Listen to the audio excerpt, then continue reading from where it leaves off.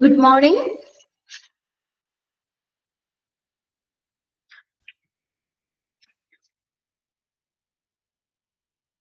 Good morning. കേൾക്കുന്നില്ലേ? Okay. അപ്പോ കഴിഞ്ഞ ക്ലാസ്സിൽ എടുത്തതൊക്കെ എല്ലാവരും വായിച്ചു നോക്കിയില്ലേ? വായിച്ചായിരുന്നില്ലേ? നമ്മൾ ഏതാ പറഞ്ഞുകൊണ്ടിരുന്ന ഫാക്ടേഴ്സ് ഇൻഫ്ലുവൻസിങ് റിക്രൂട്ട്മെന്റ്. റിക്രൂട്ട്മെന്റിനെ ഇൻഫ്ലുവൻസ് ചെയ്യുന്ന ഫാക്ടേഴ്സ് അല്ലെ? എക്സ്റ്റേണൽ ഫാക്ടേഴ്സും ഇന്റേണൽ ഫാക്ടേഴ്സും. അത് കഴിഞ്ഞ ക്ലാസ്സിൽ നമ്മൾ എക്സ്റ്റേണൽ ഫാക്ടേഴ്സ് അല്ലേ പറഞ്ഞു നിർത്തിയത് അല്ലെ? ക്ലാസ് പറഞ്ഞില്ലേ എക്സ്റ്റേണൽ ഫാക്ടേഴ്സ്, കോമ്പറ്റീറ്റേഴ്സ് വരെ. ഓക്കെ, നെക്സ്റ്റ് നമ്മൾ നോക്കുന്നത് ഇന്റേണൽ ഫാക്ടേഴ്സ് ആണ്. അപ്പൊ റിക്രൂട്ട്മെന്റിനെ ഇൻഫ്ലുവൻസ് ചെയ്യുന്ന ഫാക്ടേഴ്സ് ആണ് നമ്മൾ നോക്കുന്നത് കേട്ടോ. ഇന്റേണൽ ഫാക്ടേഴ്സ് രണ്ടാമത്തെ സെക്ഷൻ ആണ് internal factors. The factors that can be regulated by the organization itself are called internal factors. Underline ചെയ്തിട്ടേ ആ sentence. The factors that can be regulated by the organization itself are called internal factors. Internal factors എന്ന് പറയുന്നത് ഒരു ഓർഗനൈസേഷന് തന്നെ നിയന്ത്രിക്കാൻ പറ്റുന്ന factors ആണ് അല്ലെ? നിയന്ത്രിക്കാൻ പറ്റുന്ന ഘടകങ്ങളെയാണ് ഇന്റേണൽ ഫാക്ടേഴ്സ് എന്ന് പറയുന്നത്. എക്സ്റ്റേണൽ ഫാക്ടേഴ്സ് എന്താ പറഞ്ഞത്? എന്താണ് എക്സ്റ്റേണൽ ഫാക്ടേഴ്സ് എന്ന് പറഞ്ഞത്? The factors which cannot controlled by the organization. ഓർഗനൈസേഷന് ആ ഒരു സ്ഥാപനത്തിന് കൺട്രോൾ ചെയ്യാൻ പറ്റാത്ത ഫാക്ടേഴ്സ് ആണ് എക്സ്റ്റേണൽ ഫാക്ടേഴ്സ് എന്ന് പറയുന്നത്. എന്നാൽ ഇന്റേണൽ ഫാക്ടേഴ്സ് എന്താണ്?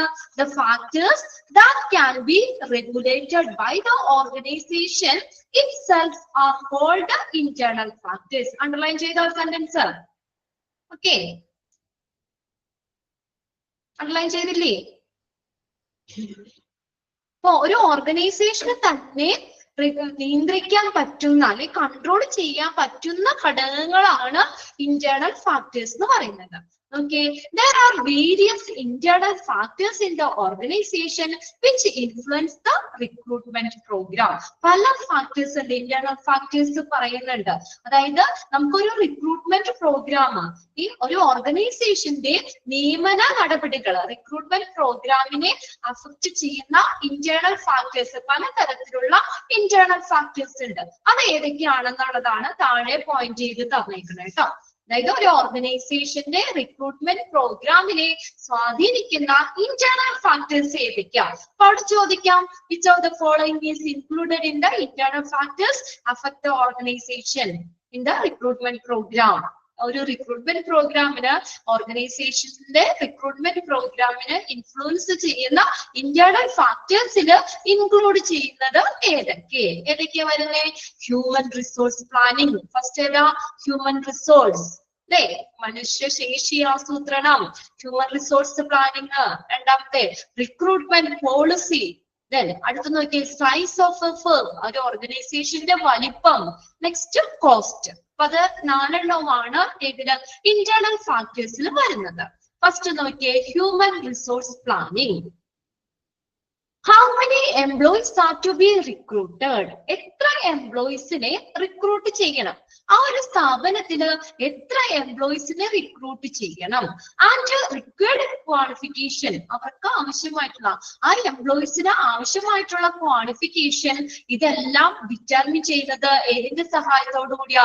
With the help of effective human resource planning. ഒരു ഫലപ്രദമായിട്ടുള്ള ഹ്യൂമൻ റിസോഴ്സ് പ്ലാനിങ് അതാണ് ഹെൽപ്പ് ചെയ്യുന്നത്. എന്തെന്ന്? എത്ര എംപ്ലോയീസിനെ റിക്രൂട്ട് ചെയ്യണം, റിക്വയർഡ് ക്വാളിഫിക്കേഷൻ, ഇതെല്ലാം ഡിറ്റർമിൻ ചെയ്യുന്നത്, നിർണ്ണയിക്കുന്നത് ഒരു ഫലപ്രദമായിട്ടുള്ള ഹ്യൂമൻ റിസോഴ്സ് പ്ലാനിങ്ങിന്റെ സഹായത്തോടു കൂടിയാണ്. അപ്പൊ റിക്രൂട്ട്മെന്റ് പ്രോഗ്രാമിനെ അഫക്ട് ചെയ്യുന്ന ഇന്റേണൽ ഫാക്ടേഴ്സ് ഒരെണ്ണമാണ് ഏത്? Human resource planning. അപ്പൊ ഹ്യൂമൻ റിസോഴ്സ് പ്ലാനിങ് അതിന്റെ ഹെൽപ്പോട് കൂടിയാണ് എത്ര എംപ്ലോയീസിനെ റിക്രൂട്ട് ചെയ്യണം, അവരുടെ ക്വാളിഫിക്കേഷൻ, ഇതെല്ലാം നിർണ്ണയിക്കുന്നത്. ക്ലിയർ ആയത്? Human resource planning. അപ്പൊ അതിനകത്ത് നമുക്ക് അവിടെ വൺ വേർഡ് ആയിട്ട് ചോദിക്കാം. How many employees are to be recruited and the required qualification has to be determined with the help of an effective dash. എന്തിന്റെ സഹായത്തോടു കൂടിയാണ്? ഒരു ഫലപ്രദമായ ഓക്കെ, ഒരു ഫലപ്രദമായിട്ടുള്ള ഹ്യൂമൻ റിസോഴ്സ് പ്ലാനിങ്ങിലൂടെയാണ് ഹെൽപ്പ് ചെയ്യുന്നത്. Okay, how many employees are recruited and recruited qualification are determined with the help of effective human resource planning. Okay, understand? Nisha, okay ആണോ അത്? Okay, clear ആണോ? Underline that sentence down. Then next നോക്കിയേ, recruitment policy. എന്താണ് recruitment policy എന്ന് പറയുന്നത്? Recruitment policy എന്താണ്? ഒരു ഓർഗനൈസേഷന് പുതിയ എംപ്ലോയീസിനെ അട്രാക്ട് ചെയ്യുന്നതിനും അവരെ അസസ് ചെയ്യുന്നതിനും വിലയിരുത്തുന്നതിനും അവരെ റിക്രൂട്ട് ചെയ്യുന്നതിനും ഉപയോഗിക്കുന്ന ഒരു കൂട്ടം guide lines, A set of guide lines, അതാണ് ഇത് റിക്രൂട്ട്മെന്റ് പോളിസി എന്ന് പറയുന്നത്. സിമ്പിൾ വേർഡ്സിൽ നമുക്ക് പറയാം, is A set of guide lines. ഒരു സെറ്റ് ഗൈഡ് ലൈൻസ്, ഒരു കൂട്ടം ഗൈഡ് ലൈൻസ് ആണ് എന്തിന്? ഇത് പുതിയ എംപ്ലോയീസിനെ അട്രാക്ട് ചെയ്യുന്നതിന്, അസസ് ചെയ്യുന്നതിന്, അവരെ റിക്രൂട്ട് ചെയ്യുന്നതിന് ഉള്ള അതിന് ഉപയോഗിക്കുന്ന ഒരു സെറ്റ് ഓഫ് ഗൈഡ് ലൈൻസ് ആണ് റിക്രൂട്ട്മെന്റ് പോളിസി എന്ന് പറയുന്നത്. Okay, the aim of recruitment are stated in the recruitment policy of the organization. The aim of recruitment policy are stated in the recruitment policy of the organization. എന്താ പറഞ്ഞേക്കുന്നേ? ഒരു റിക്രൂട്ട്മെന്റിന്റെ ലക്ഷ്യങ്ങള്, aim എന്ന് പറയുന്നത് ഒരു recruitment പോളിസിയിൽ, ഒരു ഓർഗനൈസേഷന്റെ recruitment പോളിസിയിൽ എന്ത് ചെയ്തേക്കുന്നു? State പ്രസ്താവിച്ചിരിക്കുന്നു. Okay, underline that sentence. The aim of recruitment are stated in the recruitment policy of the organization. That's simple words തന്നെയാണ്. Okay, recruitment പോളിസിയിലാണ് ഒരു ഓർഗനൈസേഷന്റെ റിക്രൂട്ട്മെന്റിന്റെ ലക്ഷ്യങ്ങൾ പ്രസ്താവിച്ചിരിക്കുന്നത്. It also gives an outline for execution of a recruitment program. ഒരു recruitment പ്രോഗ്രാമിന്റെ ഒരു ഔട്ട്ലൈനും ഒരു രൂപരേഖയും ഇത് നൽകുന്നു. ഏത്? റിക്രൂട്ട്മെന്റ് പോളിസി നൽകുന്നു. Recruitment policy gives an outline. ഒരു റിക്രൂട്ട്മെന്റ് പോളിസി എന്താ? ഒരു രൂപരേഖ നൽകുന്നു. എന്തിനാ? For the execution of recruitment program. Recruitment program നടപ്പിലാക്കുന്നതിനുള്ള ഒരു ഔട്ട്ലൈനും റിക്രൂട്ട്മെന്റ് പോളിസി തരുന്നു. ക്ലിയർ ആയോ? രണ്ട് സെന്റൻസ് ഓക്കെ ആണോ നോക്കിയേ? Okay, both the sentences are important and you also underline that sentence. Okay, dash gives an outline. അങ്ങനെ തന്നെ ചോദിക്കാം, സെയിം തന്നെ ചോദിക്കാം കേട്ടോ. Dash gives an outline for execution of recruitment program. What is the recruitment policy? Then next ആണ് size of a firm. ഒരു ഫേമിന്റെ, ഒരു സ്ഥാപനം, ഒരു ഓർഗനൈസേഷന്റെ വലിപ്പം. This is also influence the recruitment program. ഉണ്ടോ? റിക്രൂട്ട്മെന്റ് പ്രോഗ്രാമിനെ ഇൻഫ്ലുവൻസ് ചെയ്യുന്ന മറ്റൊരു ഘടകം, ഇന്റേണൽ ഫാക്ടേഴ്സിൽ വരുന്ന മറ്റൊരു കാര്യമാണ് ഇത്? സൈസ് ഓഫ് ദ ഫേം, ആ ഒരു ഓർഗനൈസേഷന്റെ വലിപ്പം എന്ന് പറയുന്നത്. Another vital factors that affect the process of the recruitment is the size of the organisation. Next അടുത്തൊരു ഫാക്ടർ ആണ് ഇത് റിക്രൂട്ട്മെന്റിന്റെ മറ്റൊരു ഫാക്ടർ ആണ് സൈസ് ഓഫ് ദ ഓർഗനൈസേഷൻ. അപ്പൊ റിക്രൂട്ട്മെന്റിനെ ഡിപ്പെൻഡ് ചെയ്യുന്ന മറ്റൊരു ഫാക്ടർ ആണ് ഓർഗനൈസേഷന്റെ വലിപ്പം എന്നുള്ളത്. If the organisation intend to broaden its operation and grow its business, ഒരു ഓർഗനൈസേഷൻ അതിന്റെ ആ ഒരു സ്ട്രെങ്ത് അല്ലെങ്കിൽ അത് വളരാനായിട്ട് എയിം ചെയ്യുകയാണെങ്കിൽ, ഉദ്ദേശിക്കുകയാണെങ്കിൽ എന്താ, അത് ബ്രോഡൻ ചെയ്യാനായിട്ട് ഒരു ഓർഗനൈസേഷൻ വലുതാക്കാൻ ആ ഒരു ഓർഗനൈസേഷൻ ഉദ്ദേശിക്കുകയാണെങ്കിൽ and grows is business, business വളർത്താനായിട്ട് അല്ലെങ്കിൽ ഗ്രോ ചെയ്യാനായിട്ട് ഒരു ഓർഗനൈസേഷൻ ഉദ്ദേശിക്കുകയാണെങ്കിൽ എന്ത് വേണം? It will plan for hiring more employees to carry out the function. ശരിയല്ലേ? ഇപ്പൊ ഒരു ഓർഗനൈസേഷൻ നമ്മൾ വലുതാവുകയാണ്, എക്സ്റ്റെൻഡ് ചെയ്യാണ്. ആദ്യം ചെറുതായിരുന്നു, സ്മോൾ ആയിരുന്നു. അത് ഒരു വലുതാക്കാനായിട്ട് ആഗ്രഹിക്കുകയാണെങ്കിൽ അതിന് എന്ത് വേണം? ആ ഒരു പ്ലാൻ നടപ്പിലാക്കുന്നതിന് എന്ത് വേണം? എന്താ വേണ്ടത്? എംപ്ലോയീസ് വേണ്ടേ? വേണ്ടേ? അപ്പൊ ഒരു പ്ലാൻ നമുക്ക് ഒരു ഓർഗനൈസേഷൻ അത് എക്സ്റ്റെൻഡ് ചെയ്യാനായിട്ട് അല്ലെങ്കിൽ അത് കുറച്ചും കൂടി ബ്രോഡർ ആവാനായിട്ട് ഉദ്ദേശിക്കുകയാണെങ്കിൽ അല്ലെങ്കിൽ ആ ബിസിനസ് ഗ്രോ ചെയ്യാനായിട്ട് ഉദ്ദേശിക്കുകയാണെങ്കിൽ എന്ത് ചെയ്യണം? It will plan for hiring new employees, more employees to carry out this function. ആ ഒരു പ്രവർത്തനങ്ങൾ നടപ്പിലാക്കാൻ അതിനുള്ള എംപ്ലോയീസ് വേണ്ടേ? ബിൽഡിംഗ് മാത്രം വലുതാക്കിയാൽ മതിയോ? അല്ലെങ്കിൽ ബിസിനസ് മാത്രം വലുതാക്കിയാൽ മതിയോ? അതിനനുസരിച്ച് ആര് വേണം? അവിടെ എംപ്ലോയീസും കൂടുതൽ വേണ്ടേ? Okay, it will plan for hiring more employees to carry out this functions. ആ പ്രവർത്തനങ്ങൾ നടപ്പിലാക്കുന്നതിന് വേണ്ടിയിട്ട് ആര് വേണം? കൂടുതൽ എംപ്ലോയീസും വേണം. എംപ്ലോയീസിനെയും ആസൂത്രണം ചെയ്യണം, അവരെയും നമ്മൾ നിയമിക്കണം. അപ്പൊ സൈസ് ഓഫ് ദ ഫേം എന്ന് പറയുന്നത് ഒരു ഫാക്ടർ അല്ലേ? റിക്രൂട്ട്മെന്റിനെ അഫക്ട് ചെയ്യുന്ന ഒരു ഫാക്ടർ അല്ലേ? ഒരു ഓർഗനൈസേഷൻ വലുതാണെങ്കിൽ അതിനനുസരിച്ചുള്ള എംപ്ലോയീസ് വേണം. ഓർഗനൈസേഷൻ ചെറുതാണെങ്കിൽ നമുക്ക് റിക്രൂട്ട്മെന്റ് കുറച്ച് മതി, കുറച്ച് പേരെ റിക്രൂട്ട് ചെയ്താൽ മതി. Okay, understand? If the organization is big, വലുതാണെങ്കിൽ more employees are needed. Then if the organization is small, then small employees, few employees are needed to carry out its functions. Isha, understand? Majority നമ്മുടെ ക്ലാസ്സിൽ ഇരിക്കുന്നവർക്ക് എന്താണ് നമ്മുടെ medium language, medium നമുക്ക് എന്താ പറയാ മലയാളം തന്നെ പറയാനാണ് ഞങ്ങൾക്ക് ഇവിടുന്ന് ഓഫീസിൽ നിന്നുള്ള ഒരു ഓർഡർ. അതായത് വെച്ചാൽ നമ്മളുടെ ക്വാളിഫിക്കേഷൻ കുറഞ്ഞവർ മുതൽ ഒത്തിരി ക്വാളിഫൈഡ് ആയിട്ടുള്ളവരുണ്ട്.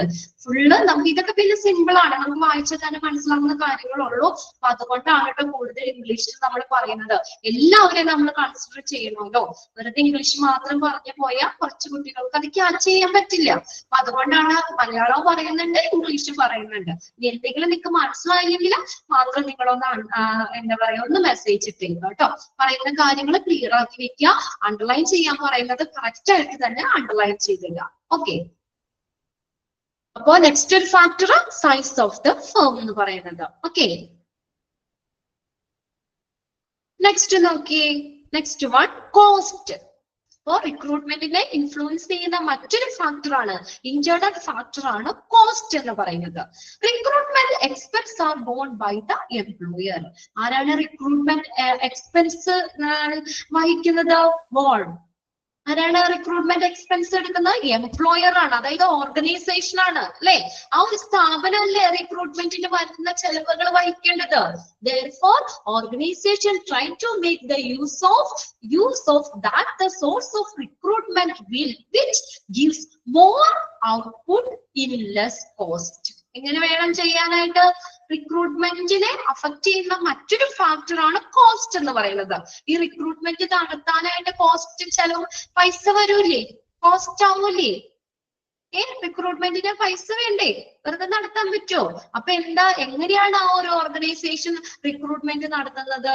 എങ്ങനെയാണ്? ലെസ് കോസ്റ്റ്, കുറഞ്ഞ ചെലവില് എന്ത് വേണം? കൂടുതൽ ഔട്ട്പുട്ട് കിട്ടുന്ന റിക്രൂട്ട്മെന്റ് സോഴ്സ് ആണ് അവര് ഉപയോഗിക്കുന്നത്. അതിനു വേണ്ടി അതാണ് ഓർഗനൈസേഷൻ ശ്രമിക്കുന്നത്. Organisation try to make the use that source of recruitment which gives more output in less cost. Underline ചെയ്തോട്ടോ. കുറഞ്ഞ ചെലവില് കൂടുതൽ ഔട്ട്പുട്ട് കിട്ടുന്ന റിക്രൂട്ട്മെന്റ് സോഴ്സുകൾ ഉപയോഗിക്കാനാണ് ഓർഗനൈസേഷൻ ശ്രമിക്കുന്നത്. ക്ലിയർ ആയോ? അപ്പൊ അതിനകത്ത് ഫസ്റ്റ് സെന്റൻസ് അണ്ടർലൈൻ ചെയ്തിട്ട് കേട്ടോ. Underline that sentence. Recruitment expense are borne by the employer.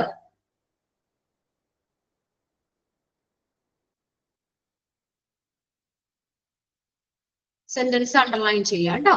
Recruitment expense are borne by the employer.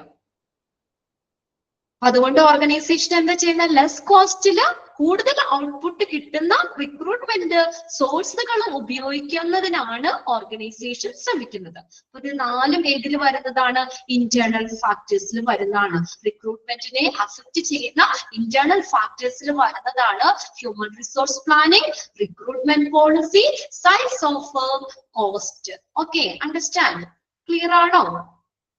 Any doubt? Okay. Next, process of recruitment. Recruitment process. ഈ recruitment എന്ന് പറഞ്ഞ ഒറ്റ ഒരു സ്റ്റെപ്പിൽ തീരുന്ന ഒരു കാര്യമില്ല അവിടെ. ആ റിക്രൂട്ട്മെന്റിന് നമ്മൾ കുറെ പ്രോസസ് ഉണ്ട്. റിക്രൂട്ട്മെന്റിന് കുറെ പ്രോസസ് ഉണ്ട്. The recruitment process involves different activities. പലതരത്തിലുള്ള പ്രവർത്തനങ്ങളുണ്ട്.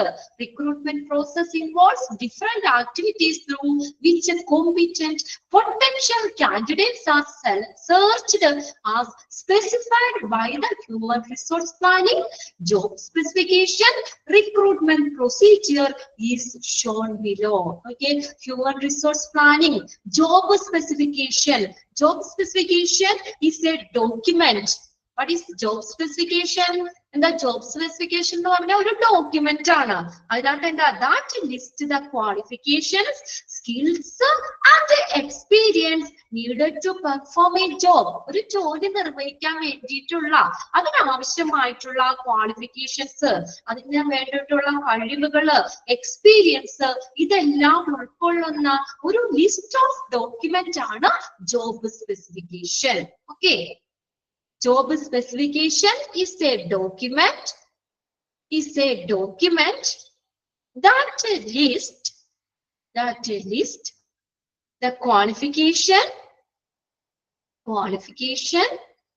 skills and experience needed to perform a job. ഒരു ജോലി നിർവഹിക്കാൻ വേണ്ടിയിട്ട് അതിനാവശ്യമായിട്ടുള്ള അതിന്റെ ക്വാളിഫിക്കേഷൻ, അതിന് വേണ്ട കഴിവുകള്, സ്കിൽസ്, എക്സ്പീരിയൻസ്, ഇതെല്ലാം കാണിക്കുന്ന ഒരു ലിസ്റ്റ് ഓഫ് ഡോക്യുമെന്റ് ആണ് ജോബ് സ്പെസിഫിക്കേഷൻ. അപ്പൊ എന്തൊക്കെയാ? Human resource planning, job specification, recruitment procedure, അല്ലെ? എന്നിവയില് ാക്കിയിട്ടുള്ള ഒരു യോഗ്യതയുള്ള പൊട്ടൻഷ്യൽ കാൻഡിഡേറ്റ്സിനെ സെർച്ച് ചെയ്യാൻ വേണ്ടിയിട്ടുള്ള വിവിധ പ്രവർത്തനങ്ങള് റിക്രൂട്ട്മെന്റ് പ്രോസസ്സിൽ ഉൾപ്പെടുന്നു. റിക്രൂട്ട്മെന്റ് പ്രോസസ്സിൽ എന്തൊക്കെ കാര്യങ്ങളാ? ആ കാൻഡിഡേറ്റ്സിനെ അതെങ്ങനെയായിരിക്കണം? അതില് നമ്മൾ എങ്ങനെയാണ് പൊട്ടൻഷ്യൽ കാൻഡിഡേറ്റ്സ്, യോഗ്യതയുള്ള കാൻഡിഡേറ്റ്സിനെ സെർച്ച് ചെയ്യാൻ വേണ്ടിയിട്ടുള്ള കാര്യങ്ങളാണ് ഏത്? ആ റിക്രൂട്ട്മെന്റ് പ്രൊസീജിയേഴ്സിൽ ഉൾപ്പെടുന്നത്. Okay, next the process of recruitment. Recruitment process ആണ്. അതിന്റെ സ്റ്റെപ്സുകൾ നിങ്ങൾ പഠിച്ചു വയ്ക്കുക കേട്ടോ. ഏതൊക്കെയാണ് recruitment process of recruitment? First one, recruitment planning. First എന്താ? Recruitment planning. Second one, identify recruitment sources. ഇനി നമ്മൾ ആ റിക്രൂട്ട്മെന്റ് സോഴ്സിനെ നമ്മൾ ഐഡന്റിഫൈ ചെയ്യുന്നു. Then third one, contacting sources. അതിനെ കോണ്ടാക്ട് ചെയ്യുന്നു. കോണ്ടാക്ടിങ് സോഴ്സസ്, ഏതൊക്കെ സോഴ്സിൽ നിന്ന് നമുക്ക് എംപ്ലോയീസിനെ കിട്ടും, അതാണ് നമുക്ക് ഡീറ്റെയിൽ നെക്സ്റ്റ് നോക്കാം കേട്ടോ. ജസ്റ്റ് ആ ഹെഡിങ്ങുകൾ മാത്രം നോക്കുക. Contacting sources. Then next, application pool. Then selection process. Then sixth step ആണ് evaluation and control. അങ്ങനെ റിക്രൂട്ട്മെന്റ് പ്രോസസ്സിനെ നമുക്ക് എത്രയാ? ഒരു 6 സ്റ്റെപ്പ് ആയിട്ട് അവിടെ പറഞ്ഞേക്കുന്നത്. ഓക്കെ, അപ്പൊ അതില് അങ്ങനെ ആ ഡയഗ്രാം അവിടെ കാണിച്ചിരിക്കുന്നത് എല്ലാത്തിലും ഇൻക്ലൂഡഡ് ആണ് ഏത്? Evaluation and control. റിക്രൂട്ട്മെന്റ് പ്ലാനിങ്ങിൽ ഇവാലുവേഷൻ ആൻഡ് കൺട്രോൾ ചെയ്യുന്നുണ്ട്. ഐഡന്റിഫൈ റിക്രൂട്ട്മെന്റ് സോഴ്സസ്, അതിലും ഇവാലുവേഷൻ ആൻഡ് കൺട്രോൾ വരുന്നുണ്ട്. കോണ്ടാക്ടിങ് സോഴ്സസ്, അവിടെയും ഇവാലുവേഷൻ വരുന്നുണ്ട്. ആപ്ലിക്കേഷൻ പൂൾ, അവിടെയും ഇവാലുവേഷൻ നടക്കുന്നുണ്ട്. സെലക്ഷൻ പ്രോസസ്, അവിടെയും ഇവാലുവേഷൻ നടക്കുന്നുണ്ട്. എല്ലാത്തിനും കോമൺ ആയിട്ട് വരുന്നതാണ് ഇവാലുവേഷൻ ആൻഡ് കൺട്രോൾ. ഓക്കെ, എല്ലാത്തിനും കോമൺ ആണ് ഇവാലുവേഷൻ ആൻഡ് കൺട്രോൾ. അപ്പൊ അങ്ങനെ നമുക്ക് 6 സ്റ്റെപ്സ് ആണ് റിക്രൂട്ട്മെന്റ് പ്രോസസ്സിൽ വരുന്നത്. ഓക്കെ, ഏതൊക്കെയാണെന്നുള്ളത് നോക്കിയോ? ഇനി ഓരോന്ന് നമുക്ക് ഡീറ്റെയിൽ നോക്കാം കേട്ടോ. റിക്രൂട്ട്മെന്റ് പ്രോസസ്സിൽ 6 സ്റ്റെപ്സ് ആയിട്ടാണ് പറയുന്നത്. Step 1, recruitment planning. എന്താണ് recruitment planning? Recruitment planning is the initial step. It is the initial step. ഏതാണ്? നമ്മൾ ഒരു റിക്രൂട്ട്മെന്റ് പ്രോസസ്സിന്റെ ഫസ്റ്റ് സ്റ്റെപ്പ്, ആരംഭം ഏതാണ്? ഇനീഷ്യൽ സ്റ്റെപ്പ് എന്ന് പറഞ്ഞത് ഏതാണ്? Recruitment planning. Underline that sentence. Recruitment planning is the initial step. First step ഏതാണ്? Options തരും അവിടെ. Recruitment planning, application pool, selection process, none of the above. ഏതാണ് ഏറ്റവും ഫസ്റ്റ് സ്റ്റെപ്പ് എന്ന് പറഞ്ഞത്? റിക്രൂട്ട്മെന്റ് പ്ലാനിങ് ആണ്. റിക്രൂട്ട്മെന്റ് പ്രോസസ്സിന്റെ ഇനിഷ്യൽ സ്റ്റെപ്പ്, ആദ്യത്തെ step ഏതാണ്? Recruitment planning. It involves determining the following. അപ്പൊ ഇതില് താഴെ പറയുന്ന കാര്യങ്ങള്, താഴെ പറയുന്ന AB എന്ന് പറഞ്ഞാണ്ടോ ആ കാര്യങ്ങള് അത് നിർണ്ണയിക്കുന്നത് ഉൾപ്പെടുന്നു. റിക്രൂട്ട്മെന്റ് പ്ലാനിങ്ങില് ഈ താഴെ പറയുന്ന നമ്പർ ഓഫ് കോണ്ടാക്റ്റും ടൈപ്പ് ഓഫ് കോണ്ടാക്റ്റും ഉൾപ്പെടുന്നതാണ്. ഓക്കെ, അപ്പൊ അത് അണ്ടർലൈൻ ചെയ്ത ആ സെന്റൻസ്, ഈ ഒരു സെന്റൻസ് അണ്ടർലൈൻ ചെയ്തിട്ടാട്ടോ. Recruitment planning, okay, underline, which is the initial step in the recruitment process. idana ali dash is the initial step of the recruitment process. Which is the initial step? edana recruitment planning, underline. okay, clear aano? എന്തെങ്കിലും doubt ഉണ്ടോ? Okay, recruitment planning ആണ് ഒരു recruitment പ്രോസസ്സിന്റെ ആദ്യത്തെ step എന്ന് പറയുന്നത്. ആ ഒരു സ്റ്റെപ്പിൽ ഉൾപ്പെടുന്നത് ഏതാ? It involves determine the following. അതില് താഴെ പറയുന്ന കാര്യങ്ങള് നിർണ്ണയിക്കുന്നത് നമ്മൾ ഉൾപ്പെടുന്നു. ഈ കാര്യങ്ങൾ വേണം. റിക്രൂട്ട്മെന്റ് പ്ലാനിങ്ങിൽ രണ്ട് കാര്യങ്ങളാണ് ഉൾപ്പെടുത്തിയിരിക്കുന്നത്. ഏതൊക്കെയാണ്? Number of contact and type of contacts. Number of contact എന്ന് പറയുന്നത് നോക്കിയേ, നമ്പർ ഓഫ് കോണ്ടാക്ട് അതെന്ന് പറഞ്ഞാൽ ഈ ഇൻഡിവിജ്വലിന്റെ ക്വാണ്ടിറ്റി ആണ് കേട്ടോ പറയുന്നത്. ക്വാണ്ടിറ്റി ഓഫ് ഇൻഡിവിജ്വൽ, അതാണ് നമ്പർ ഓഫ് കോണ്ടാക്ട് എന്ന് പറയുന്നത്. നമ്മൾ ആളുകളെ എങ്ങനെയാണ് നമ്മൾ സെലക്ട് ചെയ്യുന്നത്, അല്ലെങ്കിൽ അവിടുത്തെ ആപ്ലിക്കേഷൻസിന്റെ എണ്ണം, അതാണ് നമ്പർ ഓഫ് കോണ്ടാക്ട്സ് എന്ന് പറയുന്നത്. ഇതാണ് ക്വാണ്ടിറ്റി ഓഫ് ഇൻഡിവിജ്വൽസ്, ഇൻഡിവിജ്വൽസിന്റെ അളവ് അല്ലെങ്കിൽ ആപ്ലിക്കേഷൻസിന്റെ എണ്ണം, അതാണ് നമ്പർ ഓഫ് കോണ്ടാക്ട്സ് എന്ന് പറയുന്നത്. അവിടെ വേണമെങ്കിൽ ഒന്ന് ഷോർട്ട് ചെയ്ത് എഴുതി വെച്ചോ. ക്വാണ്ടിറ്റി ഓഫ് ഇൻഡിവിജ്വൽ, ഇൻഡിവിജ്വലിന്റെ ക്വാണ്ടിറ്റി ആണ്, എത്രത്തോളം ആളുകൾ വേണം, അത് റിക്രൂട്ട്മെന്റ് പ്ലാനിങ്ങിൽ വന്നതാണ്. Okay, organization always wanted to capture more than the required candidates as they wanted to make the best choice out of a large number of candidates. Okay, ഒരു എന്താ പറഞ്ഞേക്കുന്നത്, കൂടുതൽ കാൻഡിഡേറ്റ്സിൽ നിന്ന് നമുക്ക് ഏറ്റവും ബെസ്റ്റ് കാൻഡിഡേറ്റ്സിനെ നമുക്ക് സെലക്ട് ചെയ്യണം അല്ലെ. അങ്ങനെയാണെങ്കിൽ അപ്പൊ നമുക്ക് എന്ത് വേണം? ആവശ്യമുള്ളതിനേക്കാൾ കൂടുതൽ കാൻഡിഡേറ്റ്സ് വേണ്ടേ? അതായത് ഇപ്പൊ ഒരു ഓർഗനൈസേഷനിൽ നമുക്കൊരു വേക്കൻസി എന്ന് പറഞ്ഞാൽ ഒരു 10 വേക്കൻസി ഉള്ളത്, അപ്പൊ അതിലേക്ക് നമുക്ക് ചിലപ്പോ ഒരു 20 കാൻഡിഡേറ്റ്സിന് വേണം. അതിൽ നിന്നല്ലേ നമുക്ക് ഏറ്റവും ബെസ്റ്റ് ചോയ്സ് എടുക്കാൻ പറ്റുള്ളൂ. അല്ലാതെ 10 ഒഴിവുള്ളൂ, ആ വേക്കൻസി ഉണ്ട്, ആ ഒരു 10 കാൻഡിഡേറ്റ്സിന് മാത്രം നമുക്ക് ഇന്റർവ്യൂവിന് വിളിക്കാൻ പറ്റുമോ? നിങ്ങളും ഇന്റർവ്യൂ അറ്റൻഡ് ചെയ്തിട്ടുണ്ടാവില്ലേ?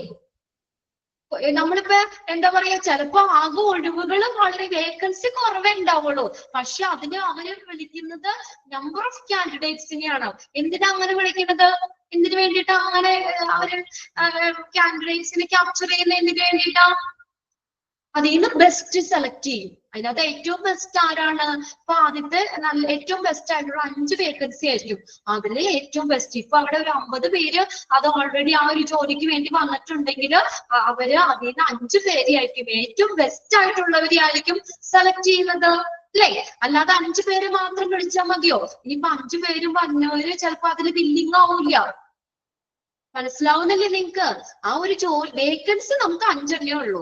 5 കാൻഡിഡേറ്റ്സിന് മാത്രം ഓർഗനൈസേഷൻ വിളിക്കുകയാണെങ്കിൽ, ഇപ്പൊ നമ്മൾ ഒരു 5 പേര്, നമ്മുടെ കൂട്ടത്തിൽ ഒരു 5 പേര് ചെന്നു എന്ന് വിചാരിക്കുക. ദേവി, ഷംല, നിഷ, പ്രീതി, ഇന്ദു, ഞാന്, ഇത്രയും പേര് ചെന്നു എന്ന് വിചാരിക്കാം. അപ്പൊ അതിനകത്ത് നമുക്ക് കറക്റ്റ് 5 വേക്കൻസി ഉള്ളത്, നമ്മൾ 5 പേരുണ്ട്. ആ ഓർഗനൈസേഷനിൽ അവര് എന്താ പറയാ, നമ്മൾ 5 പേരെ എടുക്കാന്ന് പറഞ്ഞു കഴിഞ്ഞാൽ ചിലപ്പോ അതിനകത്ത് എനിക്ക് എന്താ പറയാ അവിടെ ജോയിൻ ചെയ്യാൻ ചിലപ്പോ താല്പര്യം ഉണ്ടാവില്ല. അപ്പൊ ഞാൻ മാറിക്കഴിഞ്ഞാൽ അവിടെ വേക്കൻസി ഫില്ല് ചെയ്യാനുണ്ടാവോ? ഇല്ല. അതിന് പകരം നമ്മുടെ ഇപ്പൊ ക്ലാസ്സിലിരിക്കുന്ന 27 പേരെയും അവിടെ വിളിക്കുകയാണ്. അതിൽ നിന്ന് വേണമെങ്കിൽ നമുക്ക് ബെസ്റ്റ് ആയിട്ടുള്ള 5 പേരെ അവർക്ക് സെലക്ട് ചെയ്യാം. മനസ്സിലാവുന്നില്ലേ? അതാണ് പറയുന്നത്. ആ ഇൻഡിവിജ്വലിന്റെ ക്വാണ്ടിറ്റി. അപ്പൊ ഒരു ഓർഗനൈസേഷനിൽ ആവശ്യമുള്ളതിനേക്കാളും കൂടുതൽ കാൻഡിഡേറ്റ്സിനെ അവർ വിളിക്കും. എന്തിനു വേണ്ടിയിട്ടാ? As they want to make the best choice out of a large number of candidates. അല്ലെ, ആ ലാർജ് നമ്പർ ഓഫ് കാൻഡിഡേറ്റ്സിൽ നിന്ന് ഏറ്റവും ബെസ്റ്റ് ചോയ്സ് സെലക്ട് ചെയ്യാൻ വേണ്ടിയിട്ടാണ്. It is also done because many candidates are not willing to join the organization. എന്തുകൊണ്ടാണെന്നൊക്കെ? It also done because many candidates are not willing. ചില candidates willing അല്ല, ആ ഒരു ഓർഗനൈസേഷനിൽ willing അല്ല. ഇപ്പൊ ഞാൻ ഇതൊക്കെ ഇന്റർവ്യൂ ഒക്കെ കഴിഞ്ഞു, പക്ഷെ എനിക്ക് അവിടെ ജോലി ചെയ്യാൻ താല്പര്യം എനിക്കില്ല. എനിക്ക് വേറൊരു സ്ഥലത്ത് നിന്ന് കുറച്ചും കൂടി സാലറി ഒക്കെ കിട്ടുന്ന ഓഫർ വരികയാണെങ്കിൽ എനിക്കിവിടെ നിൽക്കേണ്ട ആവശ്യമില്ല. അപ്പൊ എന്താ, അവിടെ ജോയിൻ ചെയ്യാൻ വില്ലിംഗ് അല്ലാതെ ചിലപ്പോ കുറച്ച് പേര് വരാം. And few of them may not be fulfilling the selection criteria. കുറച്ച് പേര് ആ സെലക്ഷൻ ക്രൈറ്റീരിയ ഫുൾഫിൽ ചെയ്യണമെന്നില്ല. അല്ലെ, അവർക്കിടെ ഇപ്പൊ അവര് പറയാണ്, ഇപ്പൊ ഇന്ന ഡിഗ്രി, ആ ഡിഗ്രി ഇത് കഴിയണം, ഇത്ര വർഷത്തെ എക്സ്പീരിയൻസ് വേണം. ചിലപ്പോ എനിക്ക് എക്സ്പീരിയൻസ് ഉണ്ടാവില്ലായിരിക്കും, ഞാൻ ഫ്രഷ് ആയിരിക്കും, ആ കോഴ്സ് കഴിഞ്ഞിട്ടേ ഉണ്ടാവുള്ളൂ. എനിക്ക് എക്സ്പീരിയൻസ് ഇല്ലെങ്കിൽ ആ സെലക്ഷൻ ക്രൈറ്റീരിയ എനിക്ക് ഫുൾഫിൽ ചെയ്യാൻ പറ്റില്ല. അല്ലേ, അങ്ങനെ ഒരു പല പ്രശ്നങ്ങൾ കാരണം വരുന്ന എല്ലാ കാൻഡിഡേറ്റ്സിനും എടുക്കാൻ പറ്റില്ല. ക്ലിയർ അല്ലേ? അതാണ് പറഞ്ഞിരിക്കുന്നത്. കുറച്ചു പേര് ചിലപ്പോ അവരുടെ സെലക്ഷൻ ക്രൈറ്റീരിയ ഫുൾഫിൽ ചെയ്യില്ല. അപ്പൊ അങ്ങനെയുള്ളവരെ നമ്മൾ ഒഴിവാക്കേണ്ടി വരും അതിൽ നിന്നല്ലേ. അപ്പൊ അതിനാണ് കുറെ പേര് പിടിച്ചിട്ട് അതിൽ നിന്ന് ടെസ്റ്റ് സെലക്ട് ചെയ്യാൻ വേണ്ടിയിട്ടാണ് നമ്മൾ ഒരു ഗ്രൂപ്പ് ഓഫ് ആളുകളെ അതിലേക്ക് വിളിക്കുന്നത്. So whenever a recruitment program is thought of, the organization has to think about the quantity of applications. അപ്പൊ അത് ചിന്തിക്കണ്ടേ, ഓർഗനൈസേഷൻ ചിന്തിക്കണ്ടേ അല്ലേ? ആ ഒരു ക്വാണ്ടിറ്റി, ആ ഒരു കാൻഡിഡേറ്റ്സിന്റെ അല്ലെങ്കിൽ ആപ്ലിക്കേഷൻസിന്റെ ക്വാണ്ടിറ്റിനെ കുറിച്ച് ഓർഗനൈസേഷൻ ചിന്തിക്കണം. Then it should get it so as to fill all its vacancy with the suitable candidates. ഉണ്ടോ? അതായത് നമുക്ക് ആ ഒരു അനുയോജ്യമായിട്ടുള്ള ഏറ്റവും സ്യൂട്ടബിൾ ആയിട്ടുള്ള കാൻഡിഡേറ്റ്സിനെ ഉപയോഗിച്ചുകൊണ്ട് ആ ഒരു ഓർഗനൈസേഷന്റെ വേക്കൻസി, ഒഴിവുകൾ നികത്തുന്നതിന് എത്ര ആപ്ലിക്കേഷൻസ്, ആ ആപ്ലിക്കേഷൻസിന്റെ ക്വാണ്ടിറ്റി, എത്ര ആപ്ലിക്കേഷൻസ് സ്വീകരിക്കണമെന്ന് ഓർഗനൈസേഷൻ ചിന്തിക്കേണ്ടതുണ്ട്. വേണ്ടേ? അതായത് എല്ലാവരും അതില് ചിലപ്പോ സെലക്ഷൻ ക്രൈറ്റീരിയ പാലിക്കാത്തവരുണ്ടാവും. ചിലപ്പോ എനിക്ക് എന്താ പറയാ, ഞാൻ അവിടെ വില്ലിംഗ് ആയിരിക്കില്ല, എനിക്ക് ആ ഓർഗനൈസേഷനിൽ വർക്ക് ചെയ്യാൻ എനിക്ക് താല്പര്യം ഉണ്ടാവില്ല. അപ്പൊ അങ്ങനെ കുറച്ചു പേര് അതിൽ നിന്ന് കൊഴിഞ്ഞു പോകാം അല്ലേ. അപ്പൊ അങ്ങനെ ഏറ്റവും ബെസ്റ്റ് ആയിട്ടുള്ളത് കാൻഡിഡേറ്റ്സിന് സെലക്ട് ചെയ്യണം. അപ്പൊ ഒരു ഓർഗനൈസേഷൻ എന്ത് ചെയ്യണം, ആ ക്വാണ്ടിറ്റി, ആപ്ലിക്കേഷൻസിന്റെ ക്വാണ്ടിറ്റിനെ കുറിച്ച് ഓർഗനൈസേഷൻ ചിന്തിക്കണം. അത് ഏതിന് വരുന്നതാണ്? Recruitment planning. ഒന്ന് അണ്ടർലൈൻ ചെയ്തിട്ടോട്ടെ ലാസ്റ്റ് സെന്റൻസ് അവിടെ. Organization has to think about the quantity of applications. It should get it in so as to fill all the vacancy with the suitable candidates. Okay, ആ vacancy fill ചെയ്യാൻ അതിനനുയോജ്യമായിട്ടുള്ള കാൻഡിഡേറ്റ്സിനെ അവർക്ക് select ചെയ്യാനായിട്ട് ആ quantity of application, അതേക്കുറിച്ച് organisation ചിന്തിക്കണം. Next ആണ് type of conduct. Type of conduct. Type of contacts. Okay, it pertains related, ബന്ധപ്പെട്ടിരിക്കുക, relate ചെയ്തിരിക്കുന്നു, ബന്ധപ്പെട്ടിരിക്കുന്നു. pertain, PERTAINS, ബന്ധപ്പെട്ടിരിക്കുന്നു. It pertains to the individual who should be informed about the job vacancy. About job vacancy according to the job description and the job specification. ജോബിന്റെ തരം, ഏത് തരത്തിലുള്ള ജോലിയാണ്, job specification. നമ്മൾ പറഞ്ഞില്ലേ, ജോബ് സ്പെസിഫിക്കേഷൻ ഓൾറെഡി പറഞ്ഞു അല്ലെ. ഒരു ലിസ്റ്റ് ആണ്, ഡോക്യുമെന്റ് ലിസ്റ്റ് ആണ്, എംപ്ലോയീസിന്റെ സ്കിൽസ് ഇതൊക്കെ കാണിക്കുന്ന ഒരു ഡോക്യുമെന്റ് ലിസ്റ്റ് ആണ് ജോബ് സ്പെസിഫിക്കേഷൻ. അപ്പൊ എന്ത് ജോലിയാണ്, ആ ജോലിയുടെ ഡിസ്ക്രിപ്ഷൻ, ഇതെല്ലാരെയും കുറിച്ചുള്ള ഒരു ഇൻഫർമേഷൻ കൊടുക്കണ്ടേ അല്ലേ? ആ കാൻഡിഡേറ്റ്സിന് ഒരു ഇൻഫർമേഷനും കൊടുക്കണം. ജോലിയിൽ എന്തെല്ലാം കാര്യങ്ങൾ ചെയ്യണം എന്നുള്ള ഒരു ഇൻഫർമേഷൻ കൊടുക്കണം. ഇത് പറഞ്ഞേക്കുന്നത് എന്തുമായിട്ടാണ് ബന്ധപ്പെട്ടിരിക്കുന്നത്? അതായത് ജോബ് വേക്കൻസിയെ കുറിച്ച് അറിയിക്കേണ്ട വ്യക്തിയുമായി ബന്ധപ്പെട്ടതാണ് ടൈപ്പ് ഓഫ് കോണ്ടാക്ട് എന്ന് പറയുന്നത്. It pertains to the individual who should be informed about the vacancy. കണ്ടോ, ആ ജോബ് വേക്കൻസിനെ കുറിച്ച്, അതായത് ജോലിയെ കുറിച്ച് അറിയിക്കേണ്ട വ്യക്തിയുമായി ബന്ധപ്പെട്ടതാണ് ടൈപ്പ് ഓഫ് കോണ്ടാക്ട്സ് എന്ന് പറയുന്നത്. അതായത് ആ ജോലിയിൽ എന്തൊക്കെ കാര്യങ്ങൾ ചെയ്യണം എന്നുള്ളത് പറയണം. ഇപ്പൊ നമ്മൾ ഇന്റർവ്യൂ സമയത്ത് നമ്മുടെ കാര്യങ്ങളൊക്കെ പറയൂലേ അവര്, അല്ലെ? അല്ലാതെ ജോലിക്ക് നമ്മളെ അവിടെ അപ്പോയിന്റ്മെന്റ് ചെയ്തതിന് ശേഷമാണ് ജോബ് ഡിസ്ക്രിപ്ഷൻ പറയുന്നത്. അപ്പൊ അതിന് മുന്നേ പറഞ്ഞാലാണ് നമ്മൾ അതിന് വില്ലിങ് ആണോ, നമുക്കത് പറ്റുമോ എന്നുള്ളത് നമ്മൾ ഓക്കെ പറയാൻ പറ്റുള്ളൂ, അല്ലെ? അപ്പൊ അതും കൂടി റിക്രൂട്ട്മെന്റ് പ്ലാനിങ്ങിൽ ഉൾപ്പെടുത്തണം. ടൈപ്പ് ഓഫ് കോണ്ടാക്ട്, അതായത് ജോലിയിൽ എന്തെല്ലാം കാര്യങ്ങൾ ചെയ്യണം എന്നുള്ള കാര്യങ്ങൾ കൂടി ഉൾപ്പെടുത്തണം. ഓക്കെ, ക്ലിയർ ആണോ? അപ്പൊ റിക്രൂട്ട്മെന്റ് പ്ലാനിങ്ങിൽ വരുന്ന രണ്ട് കാര്യം, ക്വാണ്ടിറ്റി നോക്കണം, ആപ്ലിക്കേഷൻസ് ക്വാണ്ടിറ്റി റിക്രൂട്ട്മെന്റ് പ്ലാനിങ്ങിൽ നമ്മൾ നോക്കണം. നെക്സ്റ്റ് ആ ടൈപ്പ് ഓഫ് കോണ്ടാക്ട്, അതായത് ജോബ് സ്പെസിഫിക്കേഷൻ, അല്ലെ? ജോലിയിൽ എന്തൊക്കെ കാര്യങ്ങൾ ചെയ്യണം എന്നുള്ളത് നമ്മൾ പറയണം, അല്ലെ? അതാണ് പറഞ്ഞേക്കുന്നത്. ആ ജോബ് വേക്കൻസിനെ കുറിച്ച് അറിയിക്കുന്ന ആളുമായി ബന്ധപ്പെട്ടതാണ്. നെക്സ്റ്റ് രണ്ടാമത്തെ പ്രോസസ്, റിക്രൂട്ട്മെന്റ് പ്രോസസ്സിന്റെ സെക്കൻഡ് സ്റ്റെപ്പ് ആണ് ഐഡന്റിഫൈയിങ് റിക്രൂട്ട്മെന്റ് സോഴ്സസ്. ഇനി നമ്മൾ റിക്രൂട്ട്മെന്റ് സോഴ്സിനെ ഐഡന്റിഫൈ ചെയ്യണം, തിരിച്ചറിയണം. Identifying recruitment sources. One day recruitment plan is finalized, representing the number and the type of potential candidates. They must be attracted in such a way that they offer themselves for employment. എന്താ പറഞ്ഞേക്കുന്നത്? ഇപ്പൊ നമ്മുടെ recruitment planning finalised ആയി. അതായത് പറഞ്ഞേക്കുന്നത് നമ്മള് ഇപ്പൊ നമുക്ക് എന്താ പറഞ്ഞേക്കുന്നത്, നമ്മൾ ഈ റിക്രൂട്ട്മെന്റ് പ്ലാനിങ്ങിന് ഇത് കഴിഞ്ഞാൽ നമ്മൾ പറയുന്നതാണ്, അപ്പൊ നമുക്ക് സാലറി കൂട്ടിത്തരാം, അല്ലെ? PF ഉണ്ട്, ഗ്രാറ്റുവിറ്റി, ബോണസ് ഉണ്ട്, അങ്ങനെയുള്ള കാര്യങ്ങള് നമ്മൾ കമ്പനിയുടെ ഭാഗത്ത് നിന്ന്, ആ ഒരു ഓർഗനൈസേഷന്റെ ഭാഗത്ത് നിന്ന് ഓഫർ ചെയ്യുമ്പോൾ എംപ്ലോയീസ് തന്നെ എന്ത് ചെയ്യും? അട്രാക്റ്റഡ് ആവും. ആ ഒരു ഓർഗനൈസേഷനിലേക്ക് അപ്ലൈ ചെയ്യാൻ അല്ലെങ്കിൽ എംപ്ലോയീസ് തന്നെ അട്രാക്റ്റഡ് ആവും, അല്ലെ? നമുക്ക് അവിടെ ജോലി കിട്ടിയാൽ കൊള്ളായിരുന്നു എന്നൊരു തോന്നൽ നമുക്ക് വരും. എംപ്ലോയീസ് തന്നെ എന്ത് ചെയ്യുന്നു? അട്രാക്റ്റഡ് ആയിട്ട് നമ്മുടെ കമ്പനിയിൽ വർക്ക് ചെയ്യാമെന്ന് അവര് തന്നെ പറയും. ഈ കാര്യങ്ങള് സാലറി നമ്മൾ ചിലപ്പോ നമ്മൾ ഇത്രയായിരിക്കും പ്രതീക്ഷിച്ചിട്ടുണ്ടാവുള്ളൂ. നമ്മളിപ്പോ ഒരു 20,000 ആയിരിക്കും നമ്മൾ പ്രതീക്ഷിച്ചത്, നമുക്കൊരു 50,000 സാലറി തരാന്നൊക്കെ പറയുമ്പോൾ നമ്മൾ അത് വില്ലിങ് ആയില്ലേ അവിടെ, അല്ലെ? നമ്മൾ ആ ഒരു ഓർഗനൈസേഷനിൽ ജോലി ചെയ്യാൻ അട്രാക്റ്റഡ് ആയി. എന്താ പറഞ്ഞേക്കുന്നത് കേട്ടോ. അപ്പൊ അങ്ങനെയുള്ളത് വരുമ്പോൾ എന്ത് ചെയ്യുന്നു? അവര് നല്ലൊരു ഓഫർ ചെയ്യുകയാണെങ്കിൽ they must be attracted in such a way that they offer themselves for employment.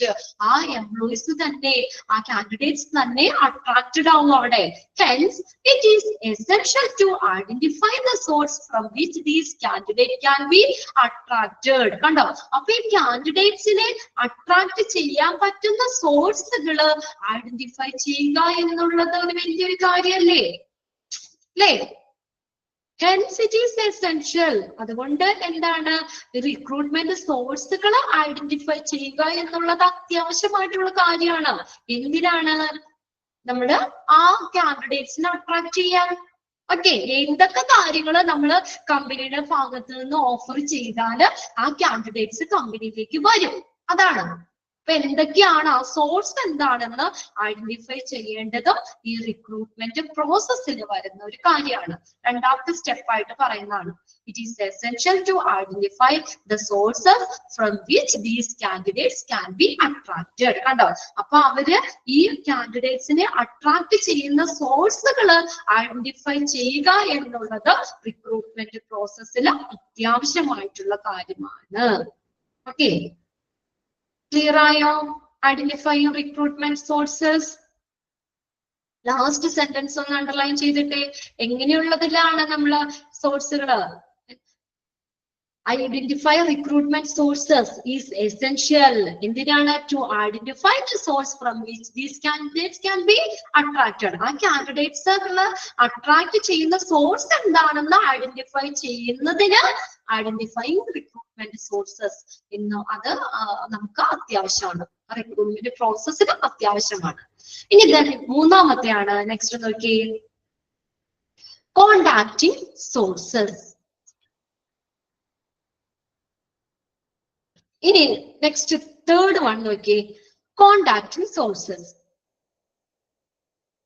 After the final decision about the source of selecting the potential candidates, the procedure of contacting these sources is initiated. കണ്ടോ? അതായത് നമുക്ക് ഈ contacting sources എന്ന് പറയുന്നത് മീൻ ചെയ്തിരിക്കുന്നത് ഏതൊക്കെ സോഴ്സിൽ നിന്ന് നമുക്ക് എംപ്ലോയീസിന് കിട്ടും അതാണ് കേട്ടോ. അതാണ് നോക്കുന്നത്. ഏതൊക്കെ മാർഗങ്ങളിലൂടെ ഏതൊക്കെ സോഴ്സിൽ നിന്ന് നമുക്ക് എംപ്ലോയീസിന് കിട്ടും അത് നമ്മൾ റിക്രൂട്ട്മെന്റ് പ്രോസസ്സിൽ നോക്കണം. ഏതൊക്കെ സോഴ്സിൽ നിന്ന് എംപ്ലോയീസിനെ കിട്ടും. After final decision about the source of selecting the potential candidates, the procedure of contacting the source is initiated. സാധ്യതയുള്ള ആ കാൻഡിഡേറ്റ്സിനെ തിരഞ്ഞെടുക്കാനുള്ള ഒരു ഫൈനൽ ഡിസിഷന് ശേഷം ഈ സോഴ്സുമായി ബന്ധപ്പെട്ടുള്ള നടപടികൾ കണ്ടോ, കോണ്ടാക്ടിങ് ദി സോഴ്സസ്, ആ സോഴ്സുമായിട്ട് ബന്ധപ്പെട്ടുള്ള നടപടികൾ ആരംഭിക്കുന്നതാണ്. Then recruitment is a two-way process. We already studied, right? നമ്മൾ പഠിച്ചതാണ്. Recruitment is a two-way process. Recruitment എന്ന് പറയുന്നത് എന്താ? two-way process ആണ്. ആരൊക്കെ തമ്മിലുള്ളതാണ്? There are mainly two parties. ആരൊക്കെയാണ്? Recruiter and recruitee. ഉണ്ടോ? വീണ്ടും ആ സെന്റൻസ് വന്നിരിക്കുന്നുണ്ടോ? റിക്രൂട്ടറും റിക്രൂട്ടിയും തമ്മിലുള്ള ഒരു two-way പ്രോസസ് ആണ് റിക്രൂട്ട്മെന്റ്. അണ്ടർലൈൻ ചെയ്ത sentence.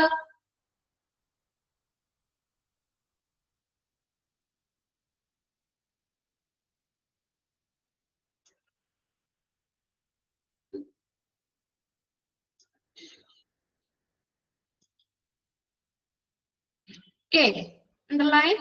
Recruitment is a two-way process. There are two parties. Who are they? ആരൊക്കെയാണ്? Recruiter and recruitee. Based on the information about the candidates, the recruiter can select the candidates. എന്തിനെ base ചെയ്തിട്ടാണ് റിക്രൂട്ടർക്ക് ഈ കാൻഡിഡേറ്റ്സിനെ select ചെയ്യുന്നത്? Based on the information about the candidates. കാൻഡിഡേറ്റ്സിനെ കുറിച്ചുള്ള ഇൻഫർമേഷനെ base ചെയ്തിട്ട് റിക്രൂട്ടർക്ക് എന്ത് ചെയ്യാൻ പറ്റും? കാൻഡിഡേറ്റ്സിനെ സെലക്ട് ചെയ്യാം. ഇന്റർവ്യൂവിനൊക്കെ ഇല്ലേ അല്ലേ?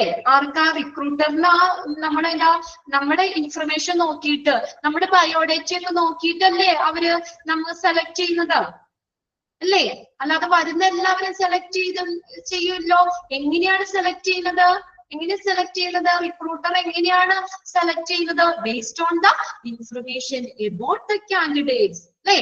കാൻഡിഡേറ്റ്സിനെ കുറിച്ചുള്ള ഇൻഫർമേഷനെ ബേസ് ചെയ്തിട്ട് ആണ് ഈ റിക്രൂട്ടർക്ക് എന്ത് ചെയ്യാൻ പറ്റും? കാൻഡിഡേറ്റ്സിനെ സെലക്ട് ചെയ്യാം. ഇപ്പൊ ഞാനും ലക്ഷ്മിയും കൂടി ഒരു ഇന്റർവ്യൂവിന് പോവാണ്.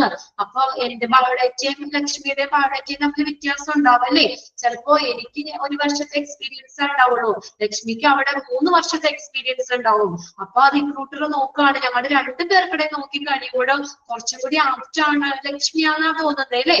അപ്പൊ ആ കാൻഡിഡേറ്റ്സിനെ ബേസ് ചെയ്തിട്ട് ലക്ഷ്മിയെ നോക്കുകയാണ്. ലക്ഷ്മിയുടെ ബയോഡേറ്റ നോക്കി കുറച്ചും കൂടി എന്നെക്കായും കുറച്ചും കൂടി എക്സ്പീരിയൻസ് ആണ് കുട്ടി. അപ്പൊ എന്ത് ചെയ്യാം? റിക്രൂട്ടർക്ക് ആ ലക്ഷ്മിനെ സെലക്ട് ചെയ്യാം. ക്ലിയർ ആണോ? ഓക്കെ അല്ലേ? അപ്പൊ എന്തിനെ ബേസ് ചെയ്തിട്ടാണ്? Based on the information about the candidates. Also underline that sentence.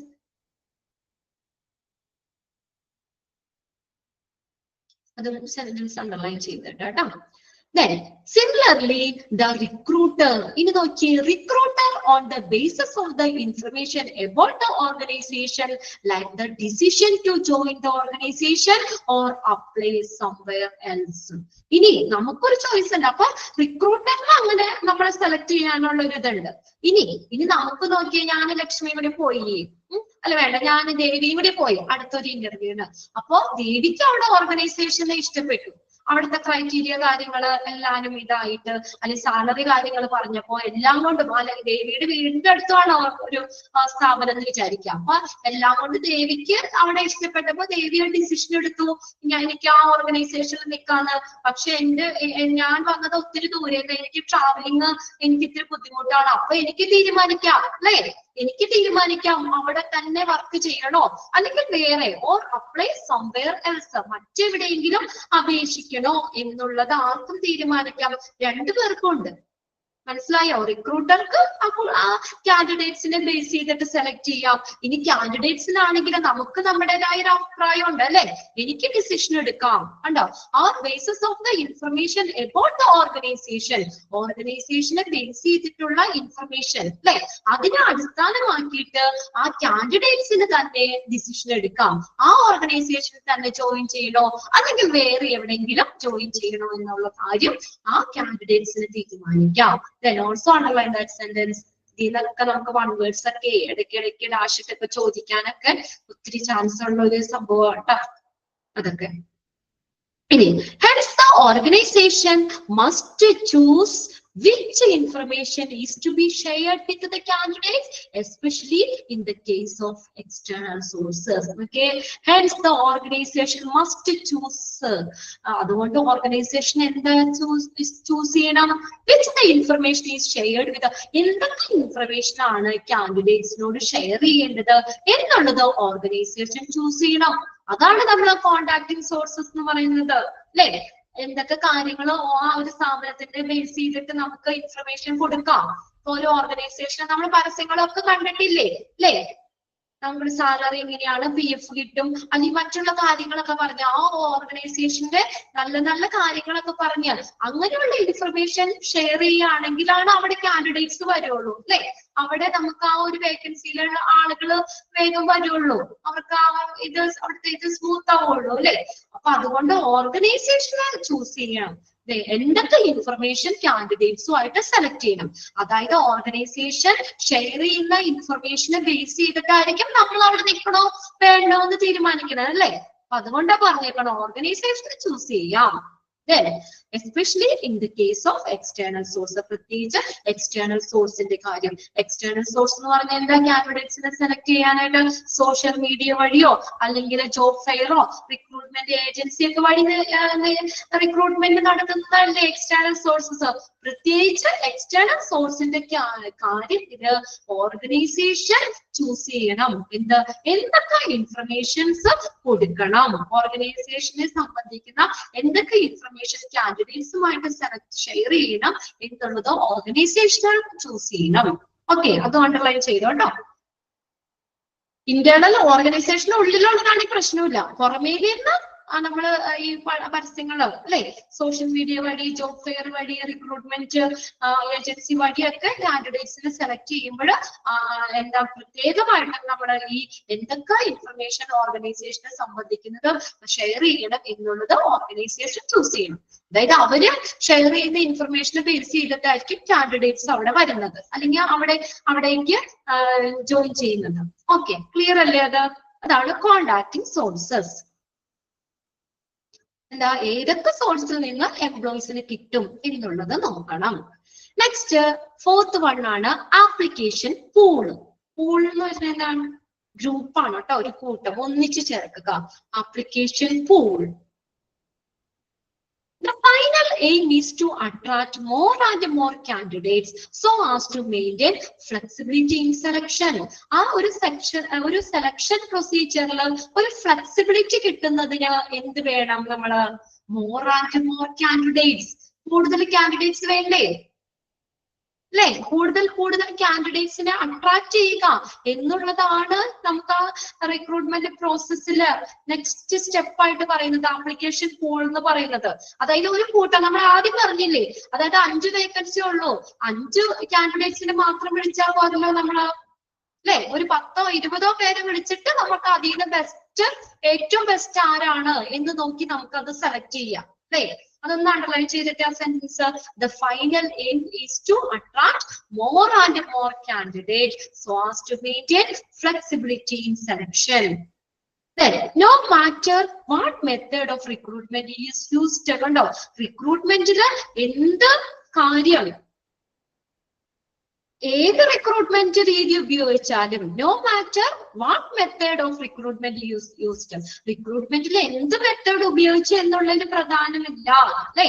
അതായത് ഓർഗനൈസേഷന്റെ പ്രധാന എയിം എന്ന് പറയുന്നത് ഏത് റിക്രൂട്ട്മെന്റ് രീതി ഉപയോഗിച്ചാലും ആ ഒരു ഓർഗനൈസേഷനിലേക്ക് കൂടുതൽ കാൻഡിഡേറ്റ്സിനെ അട്രാക്ട് ചെയ്യുക. അതാണ് ഫൈനൽ എയിം. Underline ചെയ്ത sentence. The final aim is to attract more and more candidates so as to maintain flexibility in selection.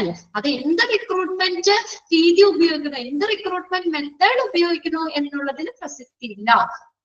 The organization start receiving applications from potential candidates as soon as the source of the recruitment are contacted. The type of organization, the kind of job, and the condition in specific human resources markets determine the number of application. അതോ നമ്മൾ പല സോഴ്സുമായിട്ട് നമ്മൾ ബന്ധപ്പെടുമ്പോൾ ആ ഒരു സ്ഥാപനം നമ്മുടെ സ്ഥാപനത്തിന് ഏറ്റവും ആയിട്ടുള്ള കാൻഡിഡേറ്റ്സിന്റെ അപേക്ഷ നമ്മൾ സ്വീകരിക്കുന്നത് അല്ലെ. The organization start receiving application from potential candidates. Underline ചെയ്തത്. The organization start receiving application from potential candidates. അല്ലെ. ഏറ്റവും യോഗ്യതരായിട്ടുള്ള ആളുകളുടെ ആപ്ലിക്കേഷൻ ആണ് അവിടെ എന്ത് ചെയ്യുന്നത്, അവർ സ്വീകരിക്കുന്നത്.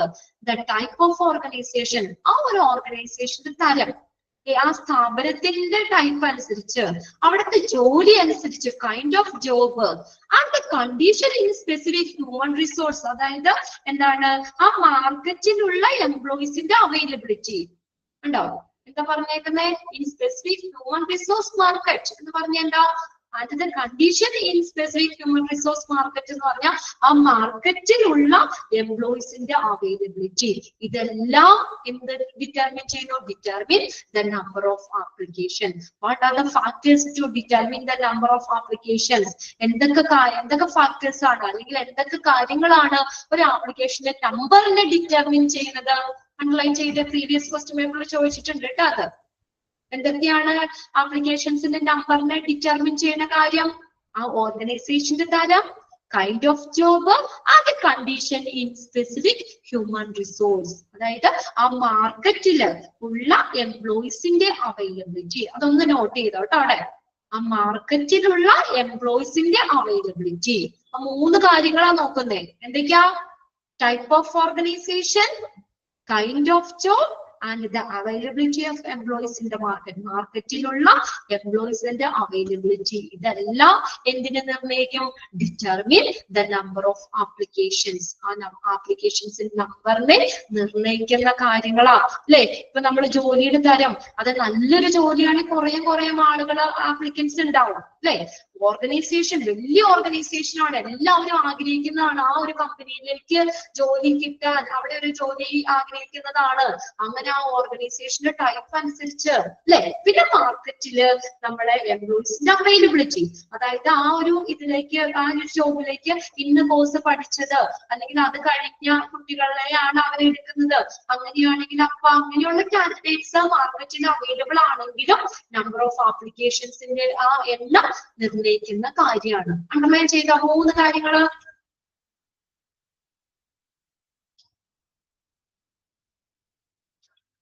Okay, underline. ഇതൊക്കെ കാര്യങ്ങളാണ് ആപ്ലിക്കേഷൻസിന്റെ എണ്ണം നിർണ്ണയിക്കുന്നത്. ക്ലിയർ അല്ലേ? ക്ലിയർ ആവുന്നില്ലേ? ഒരാളത് പ്രീതി എപ്പോഴെപ്പോഴും തമ്പിടുണ്ട് അവിടെ. ശമ്പളം ഇട്ടു. 1-2 പേര് തമ്മിട്ടാലാണ് നമുക്ക് നിങ്ങളത് മനസ്സിലാക്കി പോരുന്നുണ്ടോ എന്നറിയാൻ. ഇതാണ് ഫുള്ള് എന്താ പറയാ, ഇങ്ങനെ വലിയൊരു ചാപ്റ്റർ ആയിട്ട് ഇങ്ങനെ എടുക്കുക. കുറച്ച് ഭാഗമാണ് നമ്മൾ ഓരോ ദിവസം കവർ ചെയ്യുന്നത്. അപ്പൊ എടുക്കുന്ന അത്രയും കാര്യങ്ങൾ മനസ്സിലാക്കി തന്നെ പോവുക കേട്ടോ. ഇനി നമ്മൾ നെക്സ്റ്റ് തേഴ്സ്ഡേ നമ്മൾ കാണുള്ളൂ. അപ്പോഴേക്കും മറന്നു പോരുത്. അതുകൊണ്ട് അത് കറക്റ്റ് ആയിട്ട് മനസ്സിലാക്കി വെക്കുക. നെക്സ്റ്റ് ആണ് 5ാമത്തേതാണ് selection process. Selection process.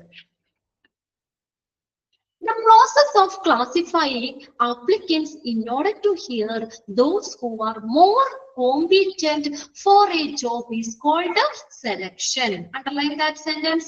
What is selection? എന്താണ് സെലക്ഷൻ എന്ന് പറഞ്ഞാൽ സെലക്ട് ചെയ്യാന്ന് പറഞ്ഞാൽ എന്താണ്? എന്താണ് സെലക്ഷൻ എന്ന് പറയുന്നത്? The process of classifying applicants. എങ്ങനെ? In order to hear those who are more competent for the job. അല്ലെ? അതായത് ജോലിക്ക് കൂടുതൽ കോമ്പിറ്റന്റ് ആയ, കൂടുതൽ യോഗ്യരായ, കൂടുതൽ കഴിവുള്ളവരെ നിയമിക്കുന്നതിനായി ആപ്ലിക്കേഷൻസിനെ തരംതിരിക്കുന്ന പ്രക്രിയയാണ് സെലക്ഷൻ. Okay, understand? നമ്മൾ സെലക്ട് ചെയ്യൂല. ഇപ്പൊ ഒരു 100 ആപ്ലിക്കേഷൻ വന്നു, അതിൽ നിന്ന് അവര് സെലക്ട് ചെയ്യാന്ന് വെച്ചാൽ എന്താ അതിൽ നിന്ന് കുറച്ച് ഒരു 10 ആപ്ലിക്കേഷൻ സെലക്ട് ചെയ്തു എന്ന് പറഞ്ഞ എന്താ? അപ്പൊ എന്താണ്? കൂടുതൽ കഴിവുള്ളവരെ. അപ്പൊ അത് നോക്കാണ്, ഇന്ന് ഇത് ഡിഗ്രി കഴിഞ്ഞു, എക്സ്പീരിയൻസ്, കൂടുതൽ എക്സ്പീരിയൻസ് ഉള്ളവരെ ആയിരിക്കും ചിലപ്പോൾ അവർ സെലക്ട് ചെയ്യുന്നത്, അല്ലെ? അപ്പൊ അതാണ് ആ ഒരു ജോലിക്ക് വേണ്ടിയിട്ട് നമുക്ക് കൂടുതൽ കഴിവുള്ളവരെ നിയമിക്കുന്നതിനായിട്ട് ആപ്ലിക്കേഷൻസിനെ തരംതിരിക്കുന്ന process, the process of classifying applicants. കണ്ടോ? ആപ്ലിക്കൻസിനെ ക്ലാസിഫൈ ചെയ്യുന്നതിനാണ് എന്തെന്ന് പറയുന്നത്? സെലക്ഷൻ പ്രോസസ് എന്ന് പറയുന്നത്. ഇങ്ങനെ തന്നെ എക്സാമിന് ചോദിക്കാട്ടോ. The process of classifying applicants in order to hear those who are more competent for the job is called the dash. എന്തെഴുതും? Selection. Okay, selection. ഇനി ഇത് തെറ്റിക്കോ? എക്സാമിന് വന്നാ മനസ്സിലാവുന്നില്ലേ? അതായത് നമ്മൾ അവിടെ വന്നേക്കുന്ന ആപ്ലിക്കൻസിനെ നമ്മൾ തരംതിരിക്കുകയാണ്. അങ്ങനെ ഓർത്താൽ മതി. സെലക്ഷൻ എന്ന് പറഞ്ഞാൽ തരംതിരിക്കുന്നു, ക്ലാസിഫൈ ചെയ്യുന്നു. അതിൽ നിന്ന് നമ്മൾ എന്തിനാ ജോലിക്ക് ഏറ്റവും കൂടുതൽ കഴിവുള്ളവരെ നിയമിക്കാനാണ് അവരെന്ത് ചെയ്യുന്നത്? ആപ്ലിക്കേഷൻസ് അല്ലെ ആപ്ലിക്കൻസിനെ തരംതിരിക്കുന്നത്. ആ ഒരു പ്രോസസ്സിനെയാണ് സെലക്ഷൻ എന്ന് പറയുന്നത്. Selection process require extremely specialised technique. ഇനി സെലക്ഷൻ പ്രോസസ്സിൽ എന്ത് വേണം? സ്പെഷ്യലൈസ്ഡ് ടെക്നിക്സ് വേണം. എങ്ങനെയാ? പല ടെക്നിക്കുകൾ വേണം. Selection process requires extremely specialised technique. Underline ചെയ്തേതാ?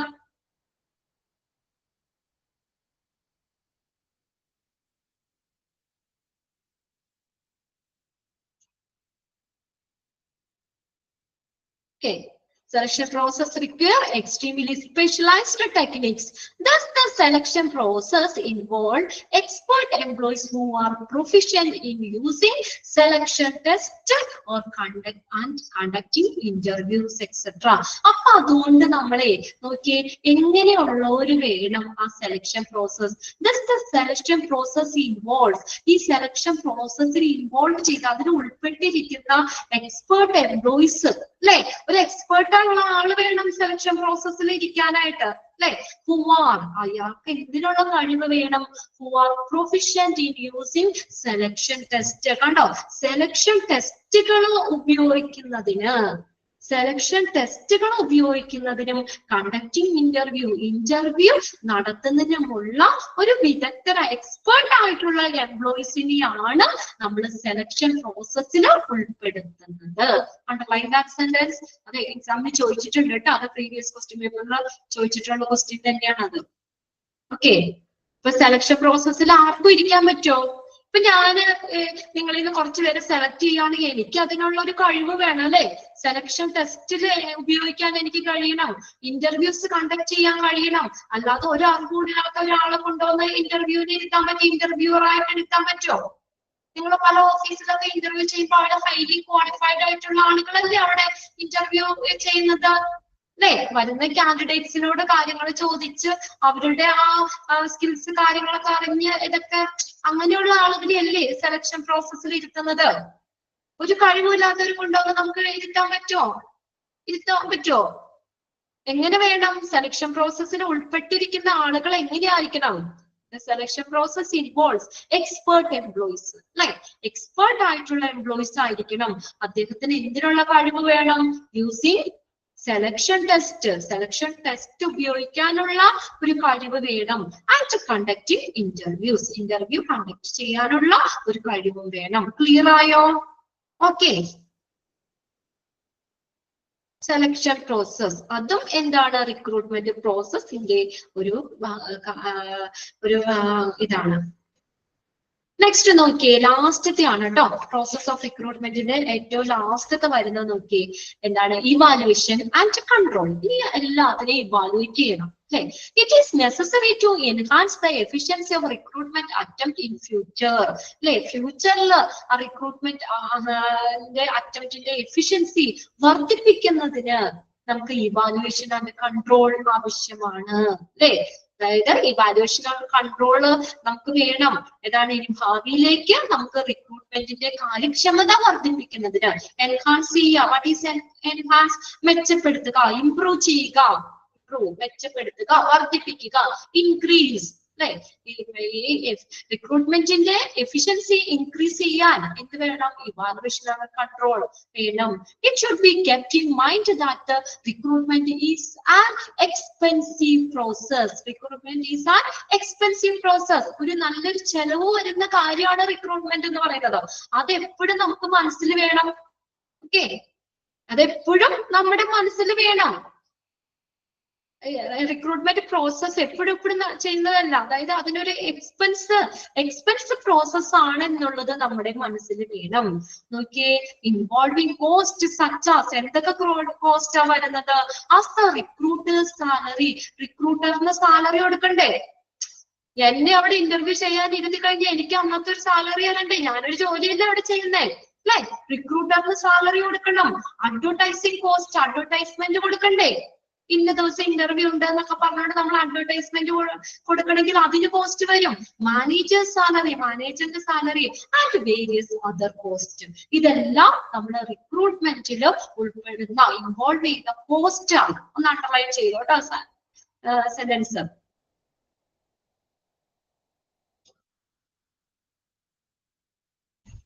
Okay, എന്തൊക്കെയാ വരുന്ന റിക്രൂട്ട്മെന്റ് കോസ്റ്റിൽ ഇൻവോൾവ് ചെയ്യുന്ന ഏതൊക്കെയാ? Recruiters salary, advertising cost, manager salaries and various other cost, പല വേറെ മറ്റുള്ള കോസ്റ്റുകൾ. ഇതെല്ലാം നമ്മുടെ റിക്രൂട്ട്മെന്റ് കോസ്റ്റിൽ വരുന്നതാണ്. ഒരു റിക്രൂട്ട്മെന്റ് നടത്താനുള്ള ചെലവുകളിൽ വരുന്ന കാര്യമാണ്. അപ്പൊ റിക്രൂട്ട്മെന്റ് എന്ന് പറയുന്നത് എക്സ്പെൻസീവ് പ്രോസസ് ആണ് എന്നുള്ള കാര്യം നമ്മുടെ മനസ്സിൽ വേണം. It is thus necessary to evaluate the process of the recruitment. അതിനാൽ എന്ത് റിക്രൂട്ട്മെന്റ് പ്രോസസ് വിലയിരുത്തേണ്ടത് ആവശ്യമാണ്. എന്തുകൊണ്ടാ റിക്രൂട്ട്മെന്റ് പ്രോസസ് ഇവാലുവേറ്റ് ചെയ്യണം എന്ന് പറയുന്നത്? Because recruitment is an expensive process. എന്തുകൊണ്ടാ പറയുന്നേ? റിക്രൂട്ട്മെന്റ് എന്ന് പറയുന്നത് ഒരു എക്സ്പെൻസീവ് ആയിട്ടുള്ള പ്രോസസ് ആണ്, വളരെ ചിലവേറിയ ഒരു കാര്യമാണ്. അതുകൊണ്ട് നമുക്ക് ഇത് ഇവാലുവേറ്റ് ചെയ്യുക എന്നുള്ളത് വളരെയധികം ഇമ്പോർട്ടന്റ് ആണ് അല്ലെ, അത്യാവശ്യമാണ്. മനസ്സിലായോ നിങ്ങൾക്കത്? അതുകൊണ്ട് നമ്മൾ എന്ത് ചെയ്യണം? റിക്രൂട്ട്മെന്റ് പ്രോസസ് ഇവാലുവേറ്റ് ചെയ്യണം. എന്തുകൊണ്ടാണ്? ഇറ്റ്സ് ആൻ എക്സ്പെൻസീവ് പ്രോസസ് അല്ലെ. അത് വളരെ ചെലവേറിയതാണ്. റിക്രൂട്ടറിന് സാലറി കൊടുക്കണം, അഡ്വർടൈസ്മെന്റിന് കോസ്റ്റ് വരും, മാനേജറിന് സാലറി കൊടുക്കണം, അങ്ങനെ പല പല ചെലവുകളുണ്ട്. അതുകൊണ്ട് തന്നെ എന്താണ് ആ റിക്രൂട്ട്മെന്റ് പ്രോസസ് ഇവാലുവേറ്റ് ചെയ്യുക, അതിനെ ഇവാലുവേറ്റ് ചെയ്യുക എന്നുള്ളത് അത്യാവശ്യമായ കാര്യമാണ്. ഇനി നെക്സ്റ്റ് നമ്മൾ പഠിക്കാൻ പോകുന്നത് സോഴ്സസ് ഓഫ് റിക്രൂട്ട്മെന്റ് ആണ്. റിക്രൂട്ട്മെന്റിന് രണ്ട് തരത്തിലുള്ള സോഴ്സസ് ഉണ്ട്. ഇന്റേണൽ ആയിട്ടുള്ള സോഴ്സസ്, ഇന്റേണൽ സോഴ്സസ് ഉണ്ട്, external sources of the recruitment, sources of recruitment. The sources of recruitment are the means of selecting the candidates for the process of the recruitment. ഒറ്റൊരു sentence എന്താ പറഞ്ഞേക്കുന്നത്? Sources of recruitment എന്ന് പറഞ്ഞാൽ എന്താ ഉദ്ദേശിക്കുന്നത്? Selecting the candidate for the process of recruitment. ഒരു recruitment പ്രോസസ്സിന് വേണ്ടി കാൻഡിഡേറ്റ്സിനെ തിരഞ്ഞെടുക്കുന്ന മാർഗങ്ങളാണ് പറഞ്ഞേക്കുന്നത്, തിരഞ്ഞെടുക്കുന്ന മാർഗങ്ങളാണ്. Sources of recruitment are the means of selecting the candidates for the purpose of recruitment. ആ ഒരു റിക്രൂട്ട്മെന്റിന് വേണ്ടിയിട്ട് കാൻഡിഡേറ്റ്സിനെ സെലക്ട് ചെയ്യുന്ന മീൻസ്, മാർഗങ്ങള്, അതാണ് മീൻ ചെയ്യുന്നത്. കാൻഡിഡേറ്റ്സിനെ സെലക്ട് ചെയ്യുന്നത് അതിനെയാണ് എന്തെന്ന് പറയുന്നത്? Source of recruitment. അണ്ടർലൈൻ ചെയ്ത സെന്റൻസ്, ഫസ്റ്റ് സെന്റൻസ് കേട്ടോ. ഡാഷ് അപ്പൊ അല്ലെങ്കിൽ വന്നിട്ട് selecting the candidate for the purpose of recruitment is called dash, അങ്ങനെ ചോദിക്കാം. അത് ഈ sources of recruitment are the means of selecting the candidate for the purpose of dash. എവിടെ വേണമെങ്കിലും ഡാഷ് ഇട്ട് ചോദിക്കാം കേട്ടോ. Sources of recruitment dash are the means of selecting, അങ്ങനെയും ചോദിക്കാം. ഓക്കെ, സെന്റൻസ് തന്നെ നമുക്ക് പല രീതിയിൽ അവിടെ ഫില്ല് ചെയ്യാനായിട്ട് തരാം. അത് ആ സെന്റൻസ് ഒന്ന് മനസ്സിലാക്കി വെക്കാം കേട്ടോ. എന്താ പറഞ്ഞേക്കുന്നേ? സോഴ്സസ് ഓഫ് റിക്രൂട്ട്മെന്റ് എന്താണ് പറഞ്ഞേക്കുന്നേ? റിക്രൂട്ട്മെന്റിനായിട്ട് കാൻഡിഡേറ്റ്സിനെ തിരഞ്ഞെടുക്കുന്ന ആ ഒരു മാർഗം, അതിനെയാണ് റിക്രൂട്ട്മെന്റ്. തിരഞ്ഞെടുക്കുന്ന മാർഗങ്ങളെയാണ്. അത് നമുക്ക് ഇന്റേണൽ ആയിട്ട് ഇന്റേണൽ സോഴ്സിൽ നിന്നും കാൻഡിഡേറ്റ്സിനെ തിരഞ്ഞെടുക്കാം, പുറമേ നിന്ന് എക്സ്റ്റേണൽ സോഴ്സിൽ നിന്നും കാൻഡിഡേറ്റ്സിനെ തിരഞ്ഞെടുക്കാം. ഓക്കെ, അപ്പോ ഇത്രയും കാര്യങ്ങൾ അടുത്ത ക്ലാസ്സിലേക്ക് വരുമ്പോഴത്തേക്കും വായിച്ച് മനസ്സിലാക്കി വെക്കുക കേട്ടോ. അടുത്ത ക്ലാസ്സിലേക്ക് വായിക്കാൻ നിൽക്കരുത്, ഞാൻ പറഞ്ഞിട്ടുണ്ട്. ഇന്ന് തന്നെ റെഗുലർ ആയിട്ട് തന്നെ നിങ്ങൾ റീഡ് ചെയ്യുക. ഇന്ന് തന്നെ ഇത്രയും വായിച്ചു വെക്കുക കേട്ടോ. ഇനി നെക്സ്റ്റ് വരുമ്പോഴത്തേക്കും മറന്നു പോകും. അന്നന്ന് എടുക്കുന്നത് വളരെ നമ്മൾ കൃത്യമായിട്ട് പഠിച്ചു പോവുകയാണെങ്കിൽ എക്സാം വളരെ എളുപ്പമായിരിക്കും നിങ്ങൾക്ക്. ഓക്കെ, ഇതൊക്കെ തന്നെയായിരിക്കും നമുക്ക് എക്സാമിന് ചോദിക്കുന്ന ക്വസ്റ്റ്യൻസ്. ഇന്ന് എടുത്തതൊക്കെ ക്ലിയർ അല്ലേ നിങ്ങൾക്ക്? ഓക്കെ അല്ലേ? ഒരുപാട് സ്പീഡിലൊന്നും പോണില്ല. നമുക്ക് ഒരു ക്ലാസ് ഉള്ളൂ, അതിൻ്റെതായ ഒരു ലിമിറ്റേഷൻ ഉണ്ട് എനിക്ക്. എങ്കിൽ പോലും ഞാൻ അധികം എടുത്തിട്ടില്ല. ഒരു പേജ് 2 പേജോളാണ് എടുത്തിട്ടുള്ളൂ. അപ്പൊ ബാക്കി നമുക്ക് അടുത്ത ക്ലാസ്സിൽ നോക്കാം കേട്ടോ. Okay, thank you. ഇന്ന് തന്നെ വായിച്ചു വയ്ക്കാം എല്ലാവരും കേട്ടോ. Okay, by.